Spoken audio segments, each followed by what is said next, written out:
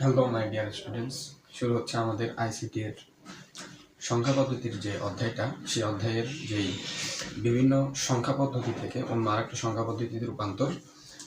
তো আমরা সর্বপ্রথম শিখব ডেসিমাল থেকে যে কোনো সংখ্যা পদ্ধতিতে রূপান্তর। তার জন্য একটা নিয়ম যদি আমরা মাথায় রাখি, ডেসিমাল থেকে যে কোনো সংখ্যা পদ্ধতিতে রূপান্তর করতে যাই না কেন, যদি আমরা একটা নিয়ম মাথায় রাখতে পারি তাহলে আমরা সেটা করতে পারবো। সেটা হচ্ছে নিয়ম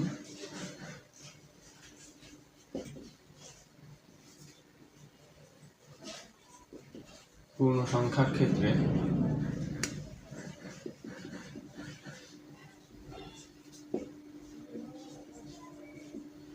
যেই পদ্ধতিতে নিতে হবে তার বেস দ্বারা ভাগ। আর দশমিকের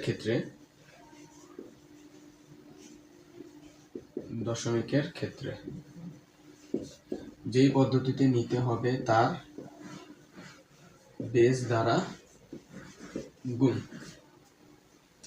একটা জিনিস যদি আমরা মাথায় রাখতে পারি তাহলে আমরা ইজিলি যে কোনো ডেসিমাল সংখ্যাকে আমরা অক্টাল বলি, বাইনারি বলি বা হেক্সাডেসিমাল বলি, এটাতে আমরা কনভার্ট করে ফেলতে পারবো খুব ইজিলি।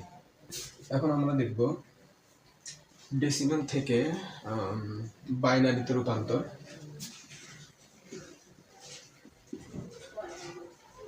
ডেসিমাল থেকে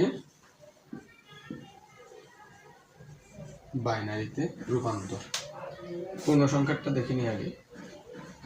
প্রথমে একটা সংখ্যা নিই, যেমন 52.38। এটা ডেসিমালে আছে, এটা বাইনারিতে কত হবে? তাহলে আমরা যে নিয়মটা শিখছি, এখানে আমাদের পূর্ণ সংখ্যাও আছে, দশমিকও আছে। তাহলে আমরা একটা উদাহরণের মাধ্যমে কিন্তু দুটোটা কনসেপ্ট বুঝে ফেলতে পারবো। তাহলে আমরা পূর্ণ সংখ্যার ক্ষেত্রে কি করতে হবে? বেস দ্বারা ভাগ করতে থাকবো।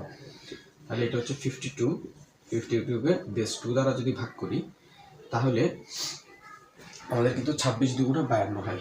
26 দুগুণা 52। এখানে কি কোনো ভাগশেষ বাকি থাকতেছে? না, তাহলে ভাগশেষ হচ্ছে 0। এরপর আবার 26কে যদি আমি 2 দিয়ে বেস 2 দিয়ে ভাগ দিই তাহলে থাকবে 13। এখানে কি কোনো ভাগশেষ থাকতেছে?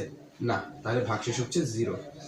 13কে যদি আমি আবার 2 দিয়ে ভাগ দেই তাহলে হচ্ছে 6 দুগুণা 12 আর ভাগশেষ থাকতেছে 1। আবার আমি যদি 6কে 2 দিয়ে ভাগ দিই, ভাগ যাচ্ছে 3, তাহলে ভাগশেষ হচ্ছে 0।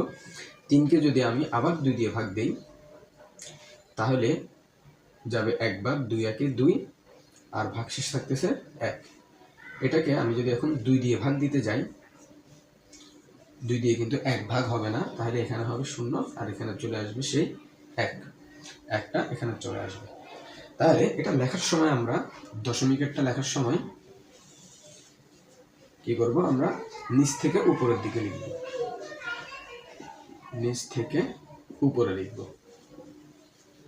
উপরে। তাহলে কত দাঁড়াচ্ছে? পূর্ণ সংখ্যাটা দাঁড়াচ্ছে 11010 পয়েন্ট। এখন দেখি দশমিকেরটা কিভাবে করব। দশমিকের ক্ষেত্রে হচ্ছে 0.38। তাহলে বেস 2 দ্বারা গুণ করতে থাকবো। গুণ করলে এখানে ফার্স্টে যে গুণফলটা আসবে, গুণফল, সেখান থেকে আমরা পূর্ণ সংখ্যা কতটা পাচ্ছি আর দশমিক কত পাচ্ছি সেটা দেখব। তাহলে গুণফল, এই গুণফল থেকে দশমিককে কত, দশমিকের পরে কত আর পূর্ণ সংখ্যা কত পাচ্ছি।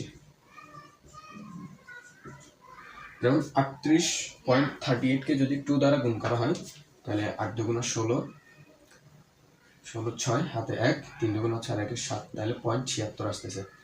0.76। দশমিকের পরে হচ্ছে 0.76, পূর্ণ সংখ্যা কিন্তু এখানে 0। এরপরে 0.76কে এই যে দশমিকে যা থাকবে সেটাকে আবার এখানে এনে গুণ করব সেই বেস দ্বারা। বেস দ্বারা যদি গুণ করি 6 দুগুণা 12, 2 হাতে থাকবে 1, 7 দুগুণা 14 আর 1 15, তাহলে 1.52। তাহলে দশমিকের পরে থাকতেছে 52, পূর্ণ সংখ্যা হচ্ছে 1।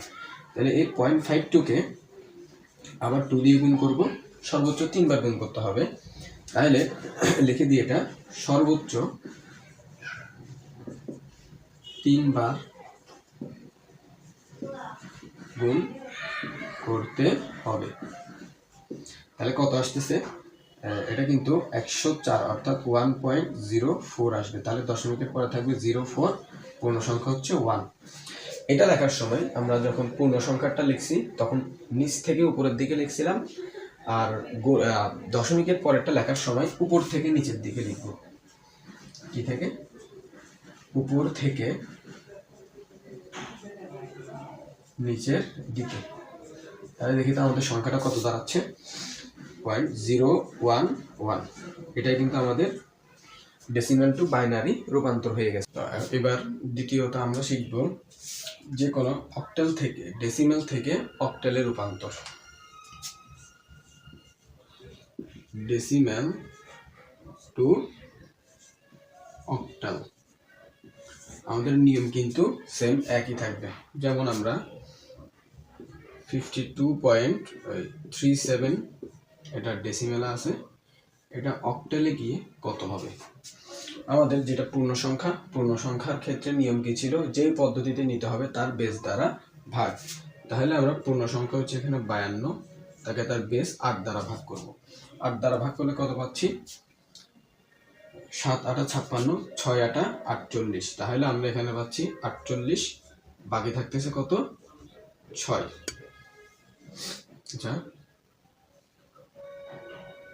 6 8 48 আর বাকি থাকবে 4। 8কে 52 দিয়ে ভাগ করলে 6 বাদ যায়, আর বাকি থাকে ভাগশেষ থাকে 4, সে 4টা এখানে লিখছি।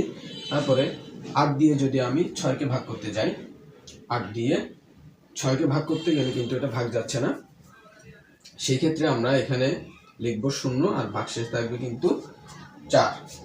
তাহলে এটা লিখব কিভাবে? নিচ থেকে উপরের দিকে। কোত্থেকে? নিচ থেকে উপরের দিকে লিখব। তাহলে দেখেন তো আমি পূর্ণ সংখ্যা কত পাচ্ছি? 64 পয়েন্ট। এখন দেখি দশমিকে কত আসে।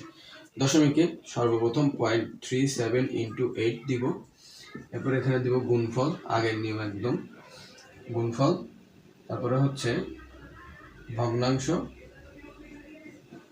আর এখানে থাকবে পূর্ণ সংখ্যা।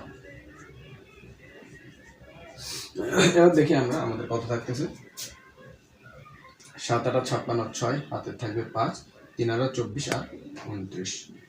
2 ঘর আগে দশমিক দিয়ে দিলাম, তাহলে ভগ্নাংশ হচ্ছে 9.95। আচ্ছা, ভগ্নাংশ এটা হচ্ছে দশমিক, আর এখানে পূর্ণ সংখ্যা হচ্ছে 2। তারপর আসেন এখানে 95কে আবার 8 দিয়ে গুণ করব। তাহলে 5 8 40 0, হাতে আছে 4, 8 9 72 আর 4 76। তাহলে 7.60, দশমিক হচ্ছে 0.60, পূর্ণ সংখ্যা হচ্ছে 7। তাহলে আমরা 0.60কে আবার 8 দিয়ে গুণ করব। সর্বোচ্চ কতবার গুণ করব? 3 বার। এটা আমরা এখানে লিখে নিই, সর্বোচ্চ 3 বার গুণ করব। তাহলে 6 8 48 480, 4.80। তাহলে 0.80 আর এখানে হচ্ছে 4। এটা লিখব কিভাবে? উপর থেকে নিচের দিকে। উপর থেকে নিচের দিকে। তাহলে এখানে কত পাচ্ছি? 274। এটা কিন্তু আমাদের অক্টালে রূপান্তর হয়ে গেছে। শেষ পর্যায়ে আমরা শিখব যে কোনো ডেসিমেলকে কিভাবে হেক্সাডেসিমেলে নিতে হবে। তাহলে ডেসিমেল থেকে হেক্সাডেসিমেলে তাহলে কি করতে হবে? পূর্ণ সংখ্যার ক্ষেত্রে যে পদ্ধতিতে নিব তার বেস দ্বারা ভাগ করব। তাহলে আমরা ওই সেম একটা সংখ্যা ওইটাই নিয়ে নিই, 52.37। এটা হচ্ছে ডেসিমেলে আছে, এটা হেক্সাডেসিমেলে কত হবে? তাহলে আমরা পূর্ণ সংখ্যাকে যেই হেক্সাডেসিমেলে নিব তার বেস হচ্ছে 16 দিয়ে ভাগ করতেছি। 16 দিয়ে ভাগ করলে কিন্তু আমাদের যাবে 3 বার। 3 ষোলো 48, তাহলে বাকি থাকবে আর 4। এরপরে যদি আমরা এই 3কেও 16 দিয়ে ভাগ করি যাবে না, তাহলে এখানে থাকবে 0, এখানে ভাগশেষ থাকবে 3। এটা লিখব কিভাবে? নিচ থেকে উপরের দিকে, নিচ থেকে উপরের দিকে। তাহলে আমরা কত পাচ্ছি? 34 পয়েন্ট। এরপরে দশমিকের গুলো কি করব? যে বেসে নিব, যে সংখ্যা পদ্ধতি নিব তার বেস দ্বারা গুণ, তাহলে হচ্ছে 0.37 কে আমরা 16 দিয়ে গুণ করব। তাহলে এখানে লিখব গুণফল, আর এখানে হচ্ছে দশমিক সংখ্যা, আর এখানে হচ্ছে পূর্ণ সংখ্যা, পূর্ণ সংখ্যা। তাহলে এটার গুণ কত আসবে? এটার গুণ করলে দেখবো আমরা পাচ্ছি 5.95। তাহলে দশমিকে থাকতেছে 0.95 আর পূর্ণ সংখ্যা থাকতেছে কিন্তু টোটাল 5। এরপরে এই 0.95 কে আমরা 16 দিয়ে গুণ করব। তাহলে 16 দিয়ে গুণ করলে কত থাকবে? এটা আমাদের থাকবে 14.72। তাহলে এখানে আমরা আমাদের দশমিক সংখ্যা নিব কত? দশমিকের পর হচ্ছে 72 আর পূর্ণ সংখ্যা হচ্ছে 14। এই 14কে আমাদের হেক্সাডেসিমেলে লেখা হয় ই, তাহলে আমরা বসাবো ই। তারপরে এই 0.72 কে গুণ করব কত দিয়ে? 16 দিয়ে। তাহলে 16 দিয়ে গুণ করলে কত পাবো আমরা? 11.52। তাহলে এখানে দশমিকে থাকতেছে 0.52 আর আমাদের পূর্ণ সংখ্যা হবে কত? বি। পূর্ণ সংখ্যা হবে বি। 11কে কিন্তু আমাদের হেক্সাডেসিমেলে বি লেখা হয়। তাহলে আমরা কত পাচ্ছি? 34.5 ই বি। এটা হচ্ছে আমাদের হেক্সাডেসিমেলের রূপান্তর। তাহলে আমরা আশা করব এই একটা মাত্র পদ্ধতির মাধ্যমে আমরা যে কোনো ডেসিমেল সংখ্যা থেকে যে কোনো অক্টাল বা যে কোনো সংখ্যা পদ্ধতিতে নিয়ে যাওয়া শিখে গেছি খুব ভালো করে।